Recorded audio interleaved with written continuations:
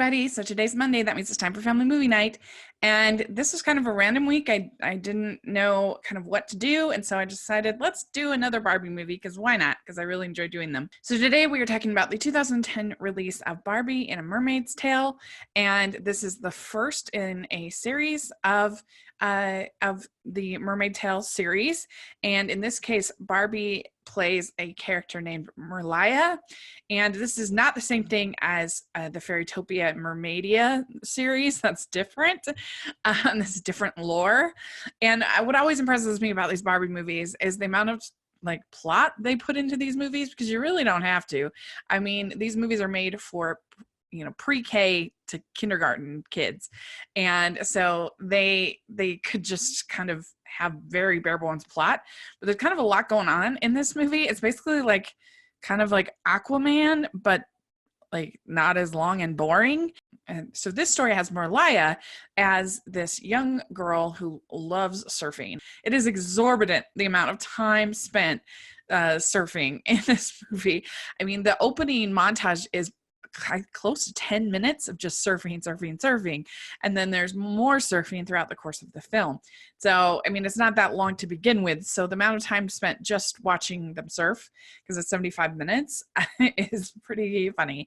But I do think the animation is a little bit better in this than in some of the others.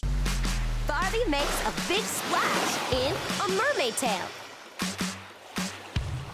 She's the queen of the wave.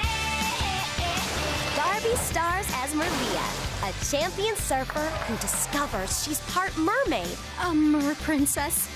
Oh, that's so beautiful. Basically, what the story is for this movie is Merliah is out surfing, and she has this crazy experience where all of a sudden she can talk to a dolphin. There's this pink sparkly dolphin. She can talk to it, and she's kind of like, what is going on here? And so she talks to her dad about it, and she finds out that, oh, surprise, you are actually the daughter of a mermaid, the mermaid queen, no less. The reason why Merliah is raised by her grandfather, whose name is Break, is because she was born with legs, and so she couldn't be raised in Oceania. And so her mother, named Calissa, comes and asks her grandfather if he will raise Merliah and keep her origins a secret until she is ready to understand it. And so, yeah, like I said, it's basically Aquaman, but not as boring. And so she decides to go to see Oceania and try to find her mother and everything. And she gets down there and she realizes that the Oceania is being ruled by this her aunt named Eris. Eris is voiced by Kathleen Barr, and she really hams it up, is really funny as just this deliciously evil villain. And I'm kind of tired of surprise villains, so right now I'm kind of in the mood for really over the top, really evil villains. So I had a lot of fun with this character, and so basically it's kind of like Oz, basically Oceania. She is able to get a fin that she's able to wear, and she basically kind of confronts Eris, and there's action, and there's various things going on. To Oceania. Whoa, a fashionable undersea world. With help from her friends, check this out.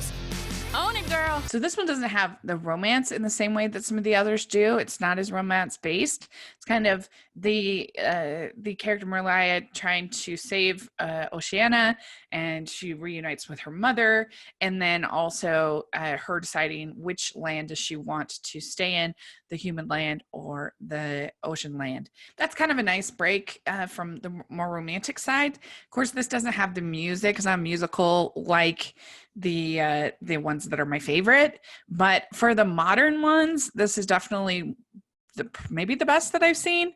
I don't know. I like the Perfect Christmas one is pretty fun because I love Christmas movies.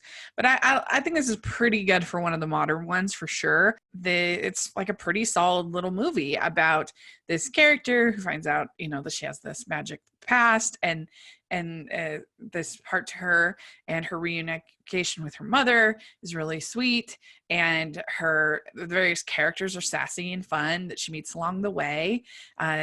She learns to be confident, and you've got some decent animation, I think, for this series at least, that's for sure. And it's cute. It's a cute movie. It doesn't have any of the like star voice acting that sometimes you get in these movies, but I think they all do a really good job, and I like this deliciously evil villain. And I think Kathleen Barr does a really fun job with playing Eris.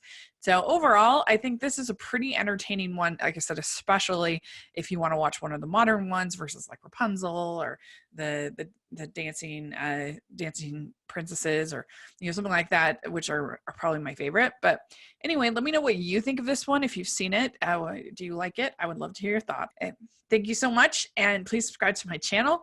Please give us a thumbs up, and we have family movie night recommendations every single week, and so also consider becoming one of our patrons. We really appreciate that so much.